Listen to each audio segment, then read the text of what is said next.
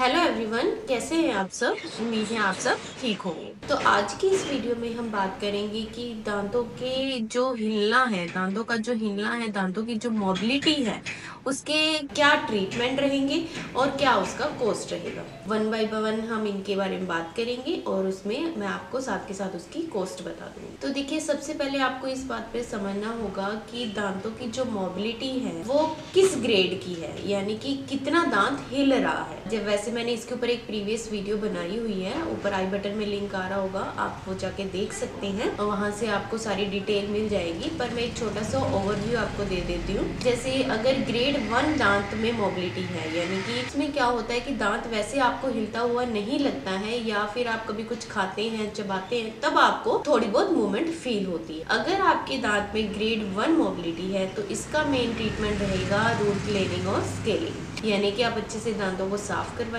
उसके बाद root cleaning एक प्रोसीजर होता है, वो करवाइए। वहां पे जो प्लाक, कैलकुलस वगैरह जम गया था, जिसकी वजह से मसूड़े नीचे चले गए थे, वो वापस से रीग्रो करेंगे और वैसे ही दांत के ऊपर पकड़ बना लेंगे। तो ये इसका ट्रीटमेंट रहेगा। अब साथ के साथ इसके कॉस्ट की बात कर लेते हैं। जो इसका मेन कॉस्ट रहता है वो मेनली 1500 से लेके 2000 तक रहता है। देखिए, जब भी मैं कॉस्ट की बात करती हूँ, ये मैं सिर्फ आपको एक अंदाजा दे रही हूँ कि आपका इतना खर्चा हो सकता है। बाकी आप किस जगह से हैं, किस डॉक्टर से ट्रीटमेंट ले रहे हैं, उसके ऊपर ये डिपेंड करता है और ये सब जगह अलग अलग रहेगा। तो सेकंड हम बात करते हैं ग्रेड 2 दांत की। ग्रेड 2 मोबिलिटी के जो दांत हैं, जो ग्रेड 2 जिनमें दांत हिल रहा है, उसमें क्या है कि आपको 2 डायरेक्शन में दांत हिलता हुआ महसूस होता है। मेनली आप देखेंगे कि आप कभी खुद से महसूस करेंगे, अगर आप खाना नहीं भी खा रहे हैं, कुछ चबा नहीं भी रहे हैं, तो भी आपको दांत कभी कभी हिलता हुआ लगता है।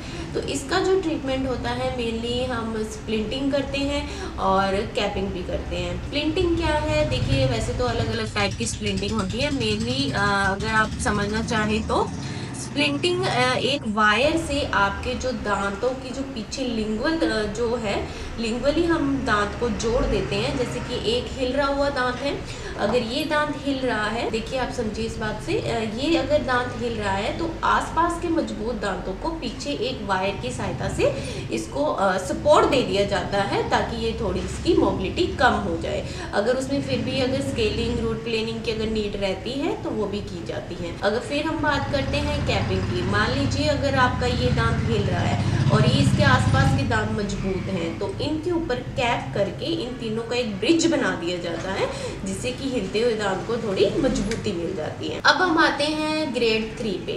ग्रेड 3 के अंदर क्या रहता है कि दांत बहुत ज्यादा हिलने लग जाता है। मान लीजिए आप सारी डायरेक्शन में ही दांत मूव करता है। मेनली इस कंडीशन में अगर हमारे पास पेशेंट आता है तो वो मेनली दांत को निकलवाने का ही एडवाइस करता है, कहता है डॉक्टर साहब मेरा दांत निकाल दो, मुझे इसको नहीं बचाना है। पर अगर कोई मतलब थोड़ा, अगर हम किसी पेशेंट को एडवाइस दें, अगर उसके बहुत सारे दांत हिल रहे हैं, उन्हें समझाया जाए कि अगर ये बच सकते हैं, तो उसका जो ट्रीटमेंट रहता है वो है फ्लैप सर्जरी। यानी कि अगर आपका एक दांत, 2 दांत या उससे भी अगर ज्यादा दांत हिल रहे हैं, तो वहां से मसूड़े को उठा लिया जाता है, उठा करके वहां पे बोन ग्राफ्ट डाल करके वापस मसूड़े को वहां पे सिल दिया जाता है दांत के ऊपर, जिससे कि क्या होता है, वहां पे वापस बोन की ग्रोथ हो जाती है।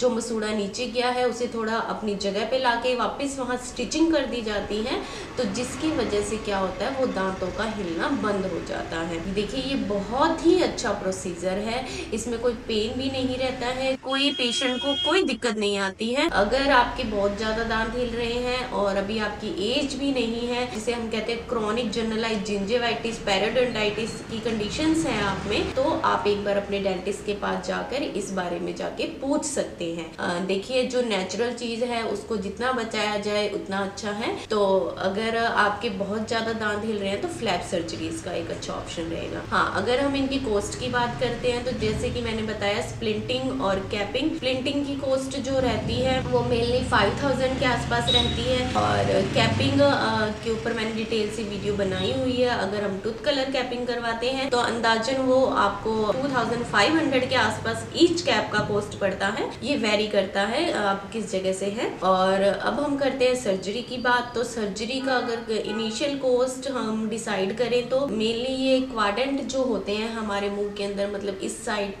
इधर लेफ्ट राइट जो क्वाड्रेंट है ऊपर नीचे उसके अकॉर्डिंग डिसाइड होते हैं। अगर आपका पूरा क्वाड्रेंट आ रहा है तो आपका कॉस्ट 15 to 20,000 के आसपास पड़ता है। बाकी अगर आप एक बार आपके दांतों में अगर हिलने की कोई दिक्कत आ रही है तो आप एक बार अपने डेंटिस्ट के पास जाइए। हो सकता है अभी इतनी मोबिलिटी नहीं है, सिंपल स्केलिंग और रूट क्लीनिंग से भी दांत ठीक हो सकता है। तो अगर आपको इस वीडियो के बारे में कोई इंक्वायरी है तो आप मुझे कमेंट बॉक्स में पूछ सकते हैं, और ऐसे ही और वीडियोस के लिए आप मेरे चैनल को लाइक कीजिए, सब्सक्राइब कीजिए और शेयर कीजिए। Thank you.